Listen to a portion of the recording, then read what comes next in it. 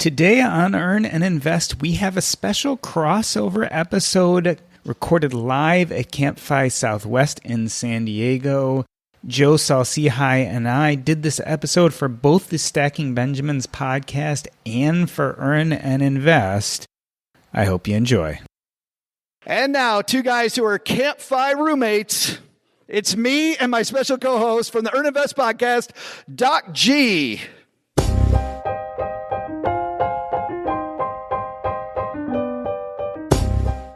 I'm Joe Saul-Sehy, Average Joe Money on Twitter. You are Doc G. Yes, I am, and we are so excited to be here at CampFI Southwest 2021. Make some noise, everybody. Okay, so let's talk about so far. I came in here and I hadn't drank anything the first night, so you didn't snore, I didn't snore. Of course, I know I didn't snore. No, Joe, you didn't snore at all. But tonight, as soon as this done, it's board game night.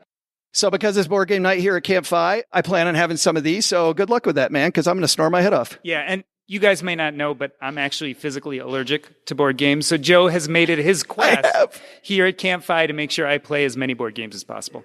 I have. He's going to play a game called Acquire, whether he wants to or not. We're going to have a good time.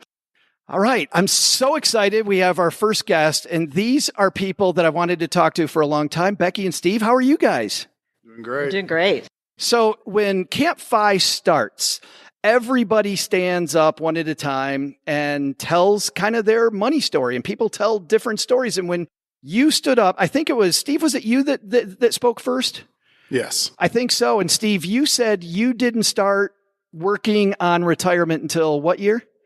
It was age 50, so it would have been 2008. Yes. And you retired? In the end of 2018. So 10 years from zero to completely done. Net worth 0 to retiring fairly comfortably. Can we talk about the beginning there? Why not start until age 50? Other priorities, other not important? What was going on? We were stupid. There's a lot of that going around. There is a lot of that going around. So who was it that said, it's about time? I don't know that it was, it was sort of an emotional crash. I mean, things worked fine for us. We had decent salaries and things were working until they weren't. And when they weren't working, then it got really bad really fast and it got very painful. So basically. What do you mean by that? Paint me a picture. What was going on? Stephen had been working for himself at home. And that had been going fine until a particular big event in his business happened. I didn't get paid. Oh. Yeah, he had... That's kind of a big event. Yeah. So it's Friday and your paycheck didn't show up? Well, it was a client that quit paying me, and then when I finally realized what was going on, he was into me for about $50,000. Oh. And at that point, we were buying groceries on credit cards, and everything was crashing around us. It was not pretty at all. I was very petrified. I was just scared to death. And Stephen was in a place where he was feeling like a failure, feeling like he had failed his family, he couldn't provide. And so it just wasn't pretty. And it reached a point where it almost took our marriage down. Steve, tell me about that moment, because there are a lot of people who get to this point, right? Maybe they're in their 40s, maybe they're in their 50s, and something bad happens. And the truth of the matter is there is a segment of the population who gives up. And then there are people who do what you did, which is say, okay, now it's time to get to work. What got you to that point where, as opposed to kind of sitting down and giving up, you said, we're going to make this work? That's a good question. And I honestly don't remember what turned us around. But I do know that when we were in our darkest hours, we had church family, we had neighbors around us that were supporting us in ways that we never dreamed. We would come home and there'd be an envelope full of money. Your community knew you were having trouble. Taped to our garage door. We had friends that would sponsor our kids to go to church camp or summer camp and things like that. And eventually, the Lord got a hold of us and turned us around. And, we found Dave Ramsey. I know everybody kind of disses those guys a little bit, but I don't know. I think there's a big part of our audience that does not. I mean, we that got us turned around big time. We literally started listening to him on a set of cassette tapes that somebody gave us. And eventually checked out his videos from a church library was close to us. And we eventually started teaching the class. And, we were walking the class. Wait a minute. You went from being students of the class to teaching the class. Oh, yeah. Yeah. Big time. And because it turned us around completely. What was your first move? Was it the baby step, get money in an emergency fund? Mm-hmm. That was step one? And cutting up the credit cards and getting out of debt. One of the things that helped a lot was Stephen went back to a W-2 job. And he had reached a point where he was afraid that no one would hire him because of his age and because of, what had happened with his business. So he really almost felt like there wasn't anything out there for him. And a gentleman that was part of a business mentor group, I believe they were called the Silver Foxes, but it was a business mentor group. That's what they called me. Well, Cheryl calls me that. One of the gentlemen from that group was talking to Stephen and sort of encouraged him that, yes, he was still employable, and he actually helped him find a W-2 job. So at that point, when we had a steady paycheck coming in, then that helped a lot to give us a feeling of stability. But a lot of people have steady paychecks coming in and they're doing nothing with it, right? I mean, they're really not. So did you use a system like, I don't know, Dave Ramsey is every dollar, but there's YNAB, there's Cube Money, who's a sponsor of our show. There's all these different. Back then, those didn't exist. Yeah, just like envelope method. It was a mind shift, an attitude shift towards money. And that's a big part of it is, you make your mind up that I'm going to treat money differently. And that's a big part of what worked for us. And then we did the envelopes, for budgeting. We did the budgets. We stuck with it. What did you cut? We cut everything that we didn't have to have. Yeah. Give me some examples. Oh, gosh. Story of the kids on the steps is the best one. Well, that's true. What's that? You put your kids out on the steps? we put it for sale sign. I had on those them, days. I've had those days, but I don't think Child Protection Services is not your friend at that point. There were times when I would sit the kids down and say, if you can't eat it, we're not buying it. So don't ask. So, literally we cut down to the bare minimums. We bought gas, we paid the bills, and we bought groceries. And I literally had white envelopes in my purse with cash in them. Now, most people, even back then, I would have people say, aren't you scared to be carrying that much cash around? I'm like, no, that's not that big of a deal, So we went back to basics and just started taking those small steps to try to make something better for our future. So, Stephen, tell me when financial independence came into view, because it sounds like you started with Dave Ramsey, but you progressed to start thinking about the FIRE movement. How did that happen? In 2017, our oldest, Stephen, said, you need to listen to this podcast that I've been listening to since the beginning of 2017. And it was Choose FI. That's the wrong title. You meant Stacking Benjamins. Right. That's right. I slipped you $20 before you came up here. So we basically binge listened to those guys. It was the beginning of when they were doing their thing anyway. And we were like going to graduate school in finance. And we were like, this is exactly what we needed 5 years ago. But now we have it. So now we have an idea of what we need to go forward with. And at the time, I was in a nice paying job. And I had found my dream job. And so I had a pretty big shovel that I had been given to, start saving and doing, but we knew what to do with the money. Yeah, you did shovel then. We did shovel. Yeah. And, we cash flowed 3 weddings, 3 college educations with cash. And the kids graduated school with no debt, which they all really appreciated. They learned all about that. How great is that, by the way? Isn't that awesome? And at the end of 17, we divorced our financial advisor and put everything into Vanguard.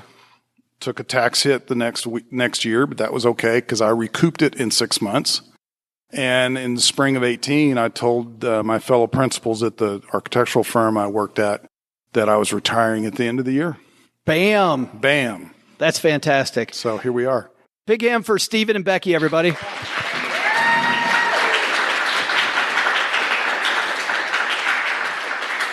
Isn't that inspiring? I just think that I hear that excuse too often. I'm starting too late. But when you listen to Becky and Steve's story, you realize that it doesn't matter whether you're 50 or 60 or 40. You can start at any time. And I don't know, maybe financial independence is your goal, but really we can always do better tomorrow than we are doing today. You can always incrementally improve regardless of what your goal is. You know, Tony Robbins has a quote that I really like that they encompass, which is that the past does not equal the future.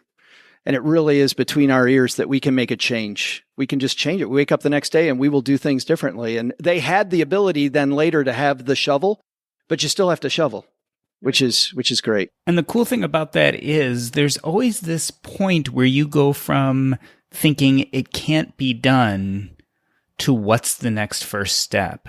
And so I think they're a great example of making the decision to move forward and then doing it.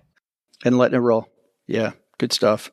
Well, so we're going around the circle of people again. So back to the beginning of CampFI, we're going around the circle. And there is this woman who's talking about Bali and talking about Thailand. She's talking about living in all these cool places, working in international teaching. And we had to hear this story because so many people that listen to the show wonder, you know, whether it's during my quote retirement years or right now, can I do it? And what are some of the problems with it? Amy joins us. Big hand for Amy, everybody.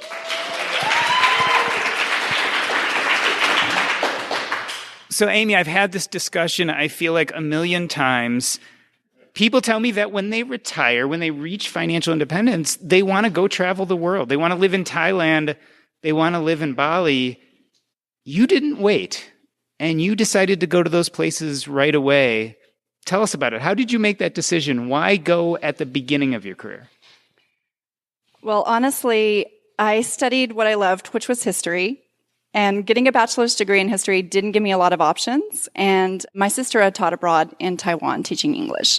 And so I got a job in Japan teaching English. And I thought it would be abroad 1 or 2 years. My aunt said 1 year max, like she loves her mama. So I planned on 1 or 2 years, and it opened my eyes to the whole world. And I learned about international teaching. I could go back and get my teaching certificate and my master's, and then I could go and work in international schools. So really, I just planned initially for a couple of years, and I stayed in Japan got my master's, and just started teaching internationally. Once I saw how amazing the world is and started traveling, I really got bit by that travel bug. So that's how I started. Describe the first few weeks. I mean, you're in a foreign land. You may have language issues. You might not know where to change your currency. And you're at the beginning of your career, so it's not like you have a lot of fuel. Was it difficult? Not really.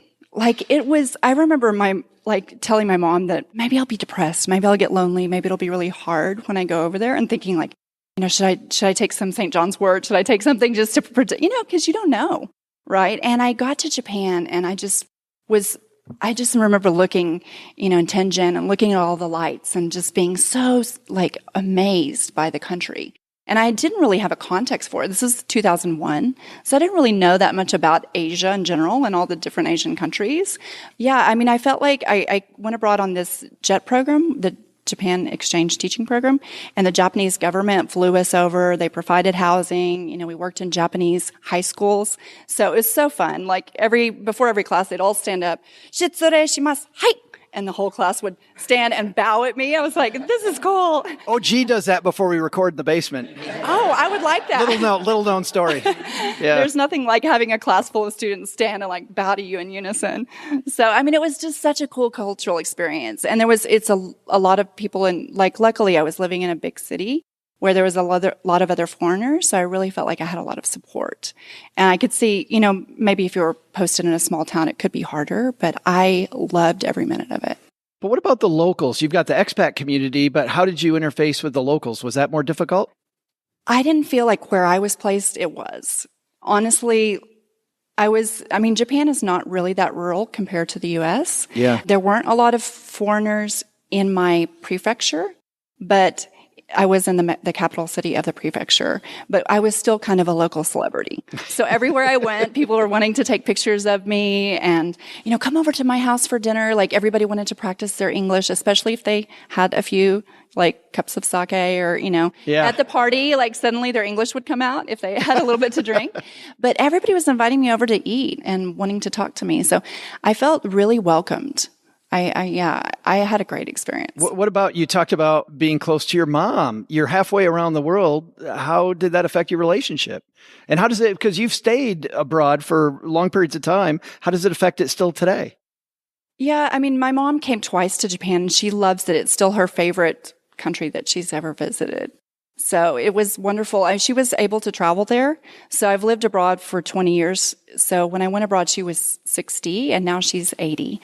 So now she's not able to travel as much, but, she also had a lot of great experiences. And my sister came and my dad visited me many times in Asia. So I feel like, and when I came home, I had a lot of school holidays. So when I came home, I had a lot of quality time and I was coming home twice a year. So I still felt like I maintained a close relationship. So we are here at CampFI. This is a financial conference. Tell us about the financials. Was it lucrative to live outside the United States? Yeah, the job in Japan, I was teaching ESL, so that, housing was provided. The pay was, I think I saved $20,000 in 4 years, which wasn't that much money at the time. It was a lot.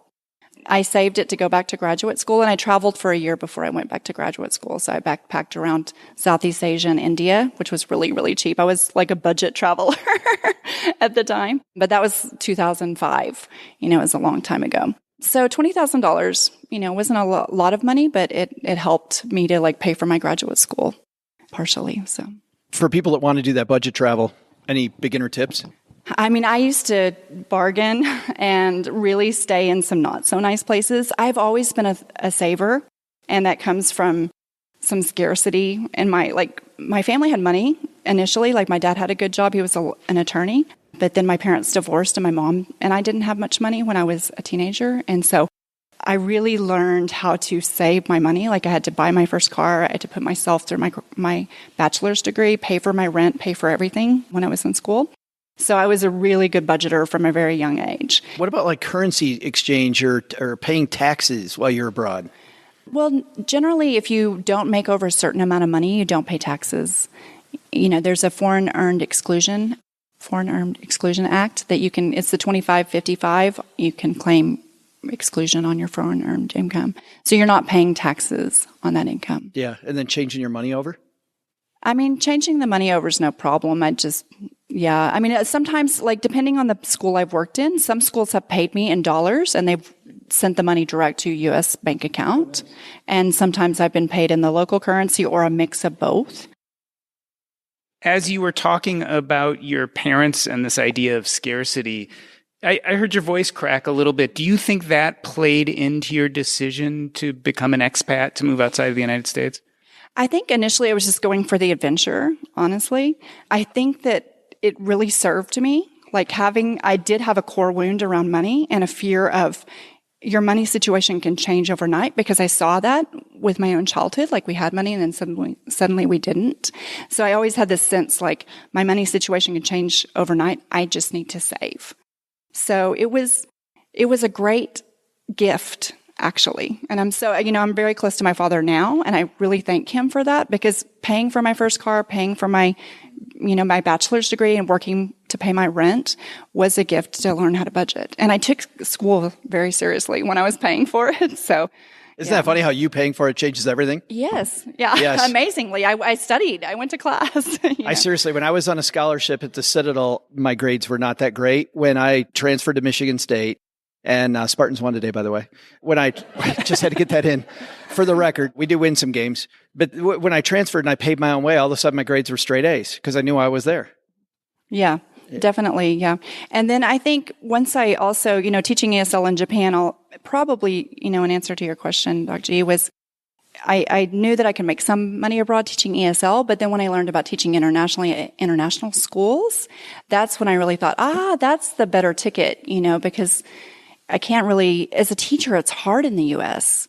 to make ends meet, to save money. I got this sense, talking to you yesterday, or this morning, that you really have a plan now, and you're going to settle down a little bit and be hopefully in a place kind of permanently over there, if not permanently. Yeah, I love Asia. So I've lived there 20 years, and I bounced around. Not quickly. Every place I lived, I was for 4 or 6 years around that time frame. But when I moved to Bali, I really felt like that was home, and I found a community of people that I loved there. And as much as I loved international teaching, and as much as I loved living abroad and doing that life, when I took a 2-year sabbatical, well, a 1-year sabbatical that turned into 2. Weird how that happens. Yeah. And I just found life that was even better than international teaching. I was so inspired by the community of entrepreneurs and digital nomads there. I felt like, I'd done a lot of traveling on my own, backpacking around, but I realized I really love a routine. I love waking up in the morning, going to yoga, having a pet, having a community, not having a surface level conversation with new travelers every single day. Yeah. It wasn't about traveling anymore for me. It was really about living in a place and having a really good quality of life. And it wasn't very expensive. And it's a beautiful place and beautiful people. So back when I was a financial planner, you would keep asking people, Doc G, about their goals until you hit on one that you knew was the real goal. And did everybody see Amy's face light up when she started talking about Bali? Does anybody doubt that that's the real place she wants to go? Her face just changed. And you'd see it in these meetings. You're like, yeah, I want to retire someday. Yeah, I want to, but I really want that boat, And what I love about the story too, Amy, is that it sounds like you grew up with some scarcity. You found your way through that. And when you did, you started looking at what your life design you wanted it to be. And clearly it was moving to Asia, but it's not like it just stopped there. You kept evolving. So you found first teaching ESL, right? And then after teaching ESL, it was the international schools. And now it's entrepreneurship. But it sounds like you found a way to grow and evolve in this place you wanted to be, as opposed to feeling more of the scarcity mindset, which would have told you, no, I can't do that yet until I get to a more stable place. Agreed? Yeah, I had a lot of fear. That childhood wound, really, it served me to a point. And then I hit that wall of fear. And I did the 1-year syndrome. I really had to work through that. And I was super happy in Bali, and I went back to a job because of fear. And I was miserable initially. I cried on the whole plane ride from Bali to Bangkok because I was only going back for the money. And the job is actually a pretty good job in a lot of ways. But, when you've lived your best life, and life is so short, that's what I see, seeing, my parents' health changing and just realizing life is so precious. We've been given this one opportunity. Even though you can have a really good life and a happy life, live your best life. And I found that, and I knew what that looked like. If I would have moved from New Delhi to Bangkok, I would have loved it. International school to international school. But having 2 years in Bali, being able to choose how I spend my time, being location independent, time independent, not being tied to a school schedule anymore, was a gift. I think that's the lesson, isn't it? Mm-hmm. Yeah. Big hand for Amy, everybody. Thank you so much. Thank you.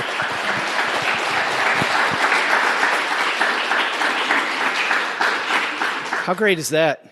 It's just inspiring. It just goes to show you that we can have these wounds, and yet we can heal from them, and we can learn from them. And, you do have to take into account that life can be short, and sometimes you have to make the right decisions now.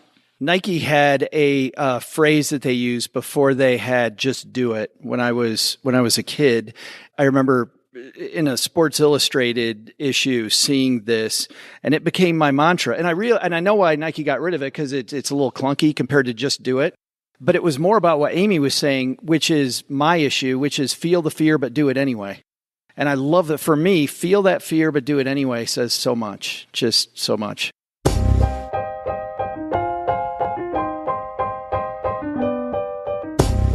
Have you been listening to the Real Estate and Financial Independence podcast with Coach Carson? My friend and former college football player, Chad Carson, talks real estate in the most understandable and relatable ways. He has 2 types of episodes, one in which he interviews experts that tell you the tips and tricks. This is proof of concept. Real life people out there just like you and I who are making real estate work for them. And then he also has episodes where he breaks it down, tells you how to use real estate, goes through point by point and step by step how to get ahead. It is an amazing podcast. I highly suggest you take a listen. Look, if you're new to real estate, this is definitely the place to go. But if you've been involved in real estate for a long time, here's where you can sharpen the saw and learn more. Check him out at CoachCarson.com. Again, that's CoachCarson.com. It's the Real Estate and Financial Independence podcast. Take a listen. You won't be sorry. Well, now we're going to talk about some just amazing debt payoff stories. We heard both of these stories, and I think this is going to be fun. Everybody welcome Crystal and Cynthia to the mics. Crystal, you paid off how much debt? $90,308. That's all, just $90,000. 308, not 7, but 8. 8. Yes. And what type of debt was it? I had a car, a massive amount of student loans, and a credit card. Wow. And Cynthia, how about you? Thank you for having us. And I had over $100,000, more like $110,000. 100,000. About. And I was going to say, not 100,008 specifically? No. Yeah. And what type of debt was it? Student debt. Okay. Grad school. Grad school student loans. So let's talk about, Cynthia, while you have the mic, was there a time when the debt felt really overwhelming and you thought that there was no way? Because that's a lot of debt.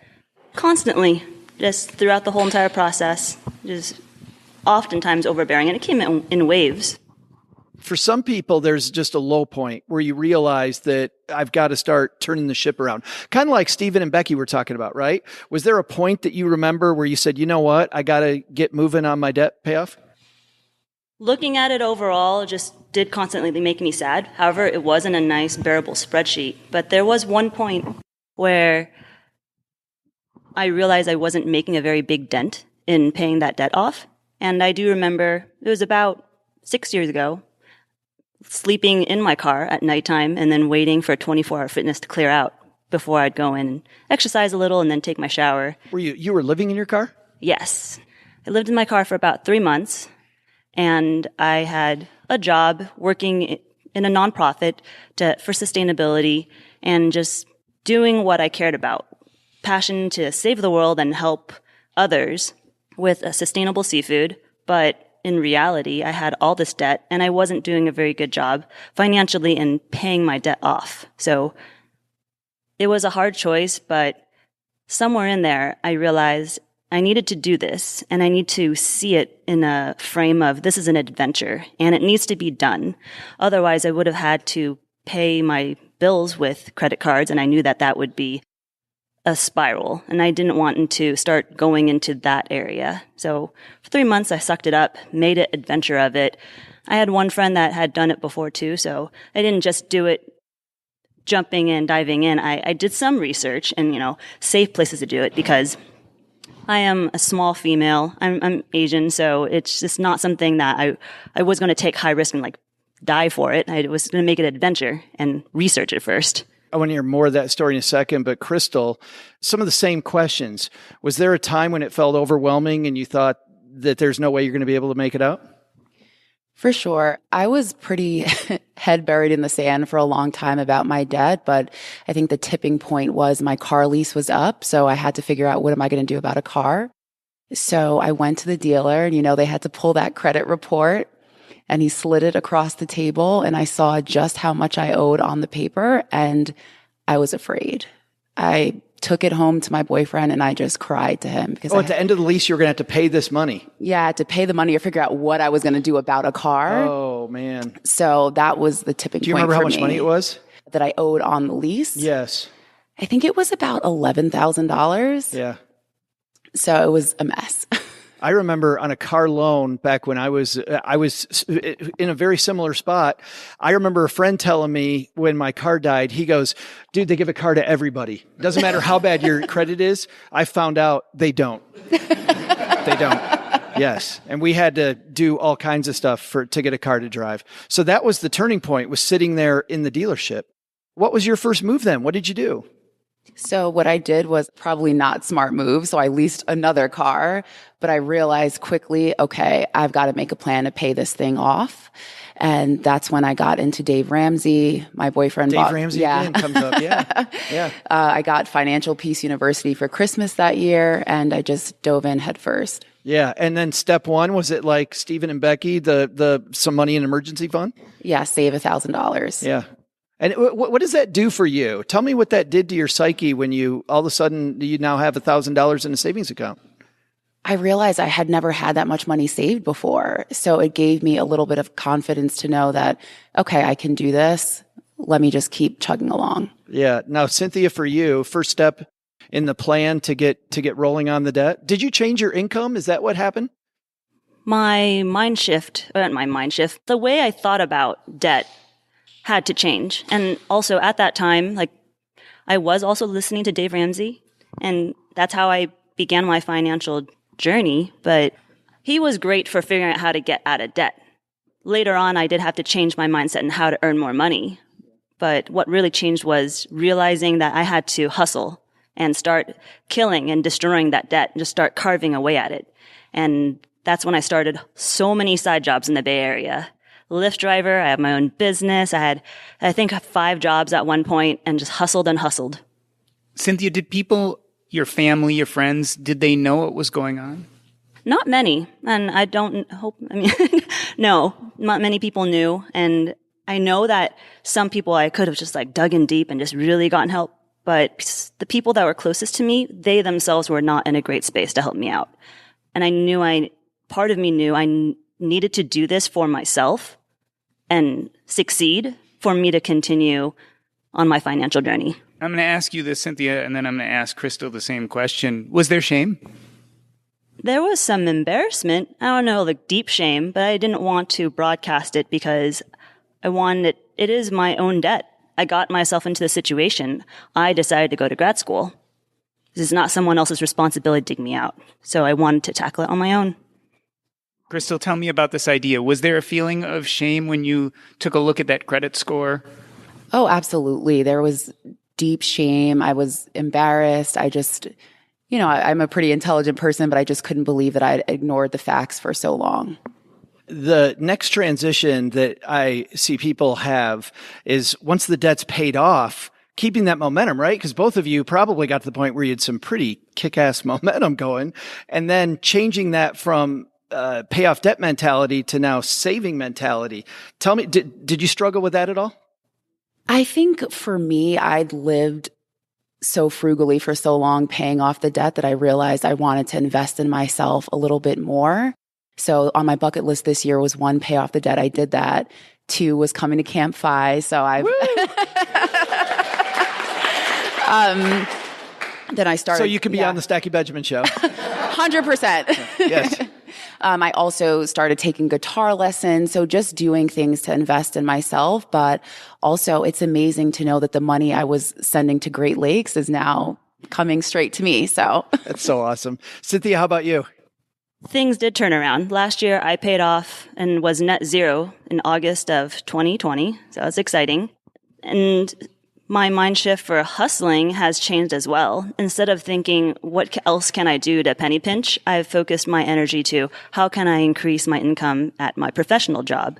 And now I'm next thinking about potentially getting my first home, which is something I wouldn't have seen coming having lived out of my car. That's so great. That's different. What a change. I want to follow up when you talked about getting more money at your job, because studies show that bosses say in these studies anyway, that they would give you more money if you would ask. Did you go and have to ask for a raise?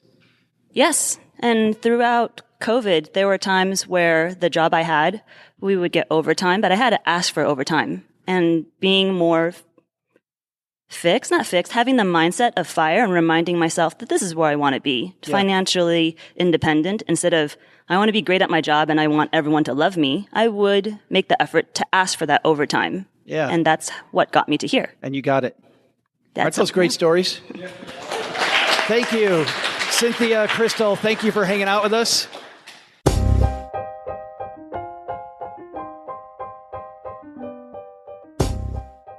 Weren't those stories fantastic? Oh my God, they're amazing. And I can chart the difference in the CampFIs every year. So I've been going now for 4 or 5 years, and just the varied stories amaze me. Before we start that, because I want you to tell us how it changed. Let me just tell you my first impression, which is bunk beds are badass. But besides that, I was amazed when Steven, who puts on this amazing event, went out in the middle of this group of people. I thought we were going to have people talk for like 10 seconds, like stand up and go, "Hi, my name's Joe. I have a podcast. See you later." Right? And it was going to be that. But people are telling these just amazing stories. Like the sharing that's happened here in the first 24 hours I've been here has been amazing. Yeah. The amazing thing about CampFI is that it is a place where vulnerability is fairly acceptable. So you have a bunch of people who have discovered what they think is this amazing thing about understanding their own finances. They're into financial independence, and they go into their own communities and try to talk about it, and they get blank stares and looks. People don't want to hear about it. I heard that a ton. Yeah. Like, I want to be around people that have these same thoughts that I have. By the way, I was here for 10 minutes and we were joking about Roth IRAs. Yeah. I was like, these are my people. And then they get here. Like, who knows a good Roth IRA joke? And then they get here, and it's like all of a sudden they're surrounded by people who kind of get it. Yeah. And so what happens is those wounds that we all have, they come out, because all of a sudden, for the first time, you're surrounded by people who are interested, who are like you, who feel like your people. And so it's a place where vulnerability becomes the norm and deeper conversations happen. So how's this changed over the past 4 or 5 years? Not CampFI, but just CampFI and the FIRE movement in general. What do you think? I think there's been an amazing evolution of financial independence. For one, we just don't talk about retire that much anymore. And that's been happening for years. But the variety of the people and their stories has grown. So back when we first started doing this, you wouldn't see people who were talking about starting in their 50s. You wouldn't see people talking about, I decided to forego the high income and move to Bali. You wouldn't hear these kind of stories because not that they weren't out there, but it hadn't really become part of this movement. So the movement has grown from let's make as much money as fast as possible, quit our jobs, and then do whatever we want, to saying let's take this knowledge and this shift in mindset and use it to do what we want now and yet still be financially savvy and build a stable future.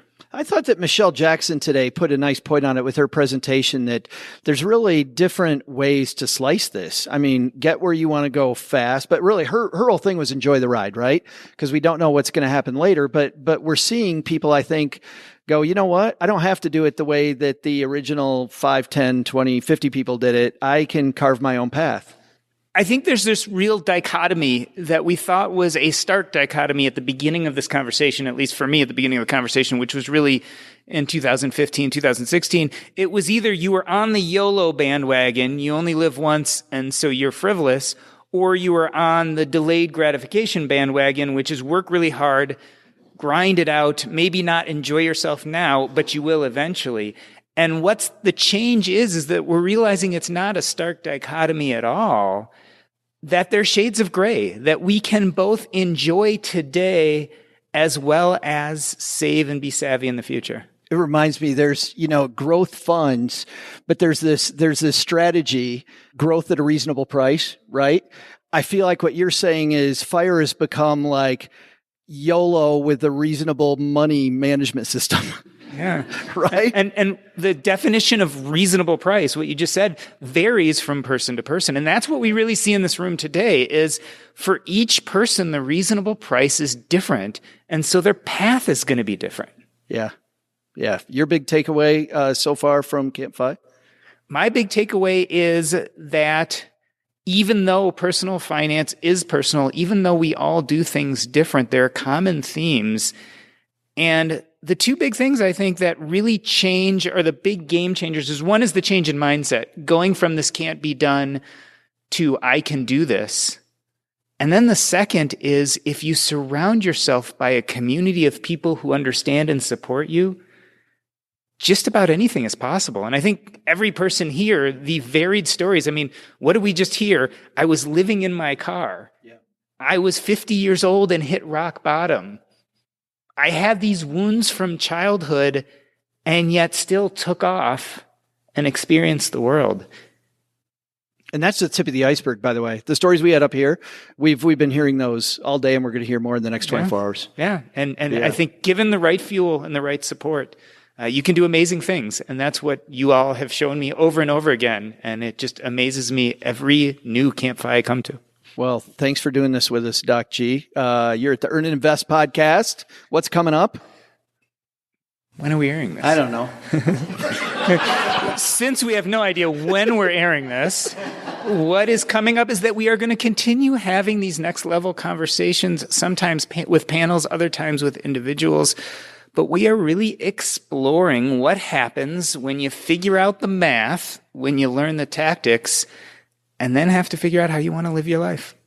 So, what should we have learned today?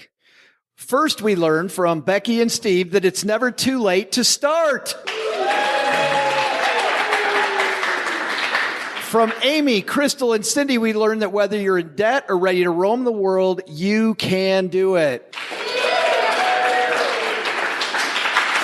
But the big lesson?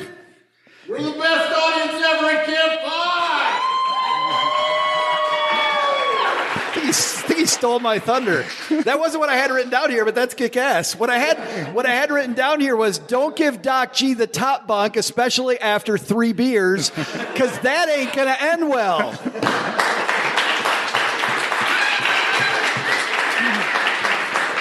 Two and a half. Big thanks to Stephen Boyer for inviting us all to CampFI. For more on CampFI, visit campfi.org. Thanks to all our fire-loving friends for hanging out with us tonight. We got to end this thing because now it's board game time. I'm Joe. He's Doc G. See y'all next time. And that's a wrap.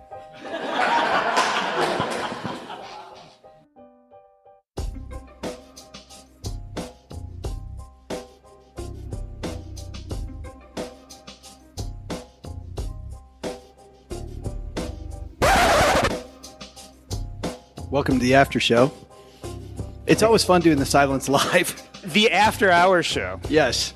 This is the part of the show that doesn't exist. For those of you that haven't ever seen or listened to a Stacking Benjamin show, what happens from here on out, we don't talk about. All right? It won't be in any show notes. You don't. People have had to tell some stories of things that happened during the after show. If you do that on social media, just call it dessert. All right? But nothing. So I got to tell you what I love about this, and you brought it up earlier, which is that we've all done some pretty dumb things with money. And what I love when you said the word vulnerability is that we share some of those stories, but some of us maybe, and I'd love to get your stories if you have them, have done like some really dumb, hilarious things with money. And I've got the microphone, so while you're thinking of yours, I will start. And this is a little bit of a long story, so we might spread these out over a few different after shows. So here's the setup. I'm at Michigan State. I'm paying my own way. I'm working 3 different jobs, and I'm taking on, and I got student loan debt, but I really, really, really, really like this woman, this young woman. I'm the boys' track coach at this middle school that's local. She's the girls' track coach, and we started dating. We've been dating for a little while, and it's getting serious, and I decided that I was going to invite her to go to Chicago with me. And I took all of the money that I had, and I found this really kick-ass boutique hotel just north of Rush and Division Street, if you're familiar with Chicago, where all the bars are. Yeah, they call that Viagra Corner, by the way. Viagra Corner. They do. Why do they call it Viagra Corner? Because it's well known for men of a certain age driving nice cars with women of a certain age that is not the same age as theirs. I was, wow. Mm-hmm. Wow. Well, I wasn't there. I was like 24, and Cheryl was maybe 22 then, right? So anyway, I'm very excited because this hotel, I don't remember how much it cost, but I remember I was used to staying at if it had the word super and 8, it was probably too expensive. So I'm all excited. So we pull up to this hotel. There's a valet, and I see how much that costs. I'm like, oh my God. And already I'm in over my head. We go to our room and we open up the door, and this room is different than any hotel I've ever been in. There are terry cloth robes. Kind of like here. There and bunk beds? As long as you brought it. Yeah, there's no bunk beds. Yeah, 1 star, no bunk beds. And there's slippers. But the most badass thing is we're getting ready to go out on the town for the first night. Cheryl goes into the bathroom to get cleaned up. She comes back out, and I've got a Bud Light and some macadamia nuts. And she's like, where did you get those? And I said, well, this is amazing. There's this refrigerator over there. And it's stocked with all this great crap. It is amazing. And she goes, I think you have to pay for those. And I said, I don't think you know how much I paid for this room. I don't think you knew either. So that she sits down next to me, and there's like a football game on TV, and I grab her a beer. And so we have this great pre-party, and we go out on the town. And we come back, and not only are there like little mints on the pillows, but they've restocked that damn fridge. So the next day we're getting ready to go to the museum. So I pull out drinks, and I pull out, candy bars, get all that stuff. Of course, we get back, restocked again. We have the best 2 days, like just these magical 2 days. And it was just a phenomenal weekend. So we're getting ready to check out. And this is before, sadly, I'm old enough that it was before the pre-checkout. Just call in, leave your stuff. You had to go down to the front desk and check out. So we pack our bags. Shell and I were like, this is just a phenomenal hotel. It was a phenomenal weekend. We had a blast. And we get our suitcases, and we go out the door to the hotel, and we go all the way down to the elevator. Cheryl gets on the elevator, and all of a sudden I realize, I'm like, go ahead and go downstairs. I'll be right back. She's like, where are you going? I go, I think I forgot something in the room. So she gets on the elevator. I go back to the room. I unlock the door. I go over to that fridge. I take my suitcase. I unzip it. I put it against the fridge, and I take my hand, and I put everything in the fridge in my suitcase. And I zip it up. And so I go, and I'm like, this is great. If they're restocking this thing, I'm going to get all of it. So we go down to the checkout line, and I'm in the world's longest checkout line because everybody's checking out at the same time. And I wait, and Cheryl's over there and looking at me and watching as I'm in this long line. And I finally get up to the front, and the nice woman goes, did you enjoy your stay? And I said, this is the best hotel ever. This place is amazing. And then she said, oh, that's great. Did you enjoy the minibar? And I'm a very polite person. So what I wanted to say was, whose business of yours is that? It's not your And I said, well, yes, I did. Thank you very much. And she reaches underneath the counter, and she slaps this piece of paper on the thing. And she said, well, we have your purchases for the first 2 days. If you could just check out everything that you took since then, we'll just add it to your bill. And I look at those macadamia nuts. And I see the Bud Light, and I'm looking down the list of these just absolutely insane prices. And I hear this guy behind me, because he's been in line as long as I've been, right? And he goes, and I just kind of look back, and the woman leans forward and goes, everything okay? And I go, yeah, it's all right. It's all right. And I look at my bag, and I'm wondering if I can ask for the key back, right? And I look at the bag, and I kind of look at the guy behind me. I look over at Cheryl, and she's going like this, like shrugging her shoulders, like, what's going on? And I look back at the woman, and I look at the prices, and I look back at her, and I said,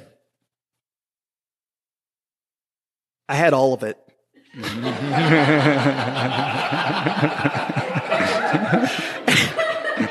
And she leans forward, and she goes, excuse me? And I go, yeah, I had all of it. And she was super professional. Like her mouth only went like this for a second. And she goes, very well, just sign the bottom and we'll add it to your credit card. And this was back in the shaky Joe, didn't know what he was doing money days. And I'm just like, please go through. Please, God, go through. Yeah, I realized, Doc, that minibar wasn't free. You know, if you go to Mexico... It is free? And you get an all-inclusive room. Oh. You can have as much out of the minibar as you want. I think you might have paid for it with the all-inclusive words. Yeah. Dumb money story? Did you make it? I don't know if I have anything to does top anybody that. got I was dumb. Amy's got come one. on. Okay, so I have a dumb money story about love as well. So I spent many years single in Asia, and finally I met a guy. I really, really liked him. And, you know, I was traveling in Europe over the summer, and I was traveling with my girlfriend, and I got to talk to him kind of irregularly because we were traveling around. And then I was about to get on a cruise with my family, and I had one night where I could call him. And so we had an Airbnb booked. I went to the Airbnb, no Wi-Fi. But we were supposed to have a video call, and then I was going to be on a 10-day Baltic cruise, and I knew there was going to be no Wi-Fi on the ship. And, you know, so I had a little bit of time because we checked in the afternoon, so I went around to all the, cafes in the area in Denmark and asked, no Wi-Fi anywhere. Well, I thought, how much could it be, right? How much could it be? You know, you just, I had a cell phone that I had set up with Wi-Fi. I was working in India at the time. I had data from India. It's the signal up to a satellite. Yeah. Calling a phone in India. Can't be that much, right? We talked for 1 hour video call in Denmark. And it was my last chance to connect with him for 10 days. I really wanted to have that chance. And I remember the next day, then my family arrived, and, I got to see them. I hadn't seen them in a while. I would imagine at this point you kind of forgotten about it then. I kind of forgot about the call, right? No big deal. 1 hour call. I really liked him. It was all worth it. Maybe it would cost $30, I was thinking naively. I can suck it up. 1 hour video call. Okay, so the next day I remember I was sitting waiting to get on the cruise, and I got a text on my phone from the cell phone company I had in India. You won't even guess how much it was. You can't even imagine how much it was. No one even gets close to how much it was. $28. It was so much. Sounds like a trivia question. It was so much. We should have had that, Mark. I was totally been the trivia question. I was so shocked. It was it was $2,800. No lie, $2,800. Would you like to? Was he worth it? No, he was not worth it. And I literally got this text before I was getting on this 10-day cruise around the Baltic. And I was so shocked. And I had no time to call the cell phone company. And my sister, I would have called him and said, pay for it. My sister, the whole cruise, she was like, do you realize that you could pay for 3 cruises for the cost of that phone call? Yeah. Do you realize? And then she was always saying, thanks for rubbing it in. Yeah, she was trying to make me laugh, but she was saying, do you realize that this is a tenth of the cost of my car? Do you realize that this is 1 year, it has so many credits of university? Oh my God, she's got the hammer. I know. She really rubbed it in. But it was, that was the dumbest, ridiculous, for nothing. That's a great story. Yeah, stupid. Thanks, Amy. Really stupid. Anybody else?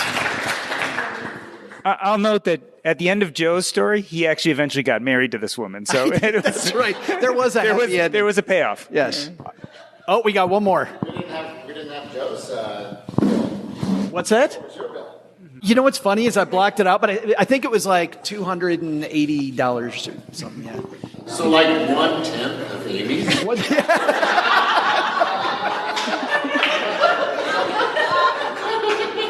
How can we know the microphone over there? Andrea.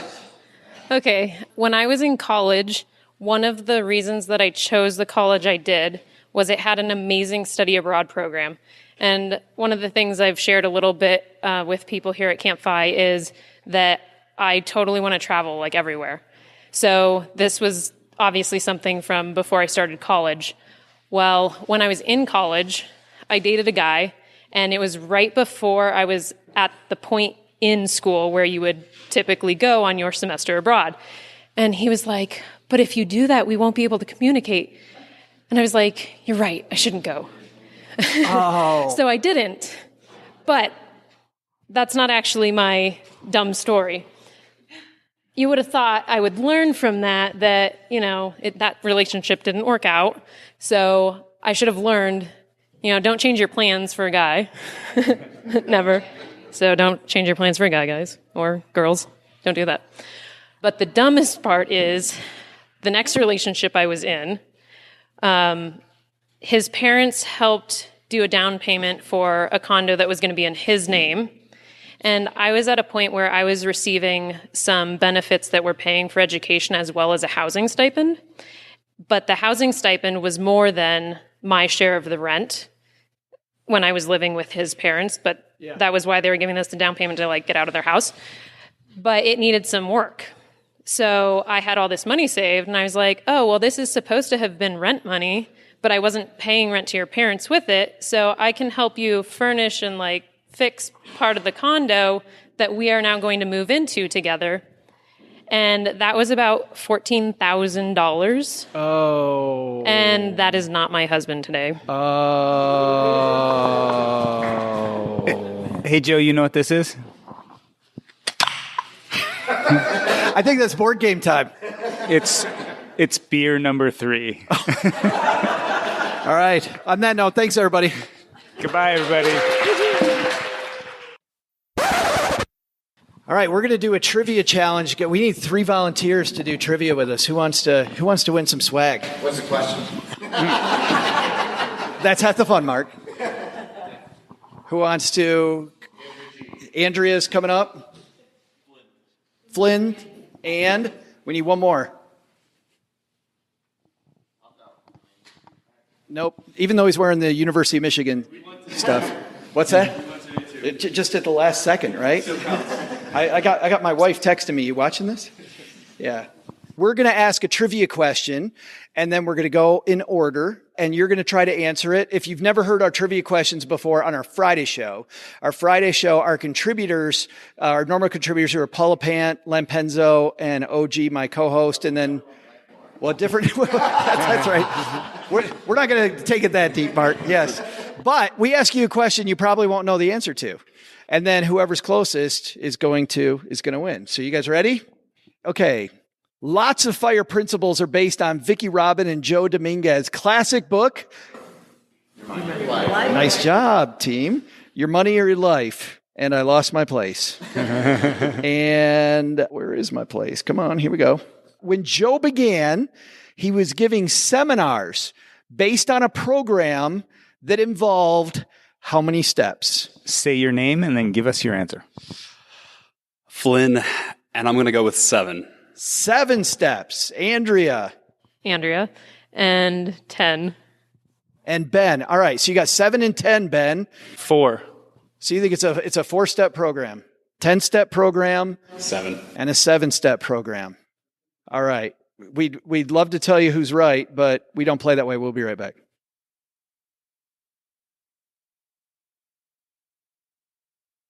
Flynn, you kicked it off with 7. You're squarely in the middle now. How you feeling about that guess? You taking home the swag?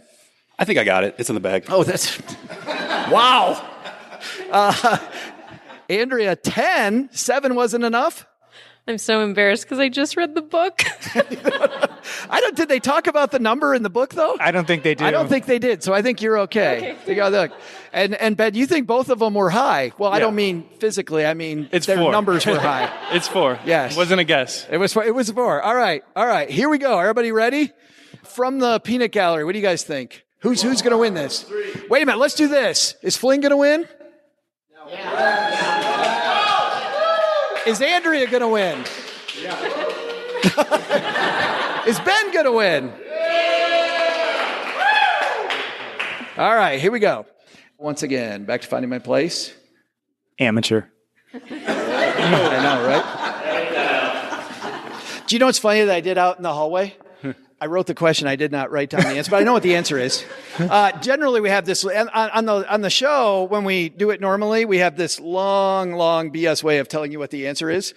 But the answer is that the seminars that Joe Dominguez did, that Vicky and Joe did, that they based their principles on, that were at the heart of your money or your life, which is really a lot of the reason we're here. There were 9 steps in that program. Andrea wins. All right, Joe, tell them what they've won. You won? Yes. You just give me your email and we'll get you some swag. Deal? You get to pick your favorite Stacky Benjamins t-shirt. We have a bunch of them. What's funny about Stacky Benjamins t-shirts, the best referral, the best thing anybody ever said about them, you guys know J.D. Roth? Yeah. J.D. Roth said this. He said, I don't give a shit about Stacky Benjamins, but the shirt is so damn comfortable, I wear it all the time. And I'm like, whatever it takes to put that. It starts with a comfortable shirt. It does. And before you know it, they're like, maybe I should check that podcast Maybe out. at some point. I saw JD last week. He's like, someday I'll listen to a podcast. Like, all right. Yeah. All right. Second half of the show. Ready?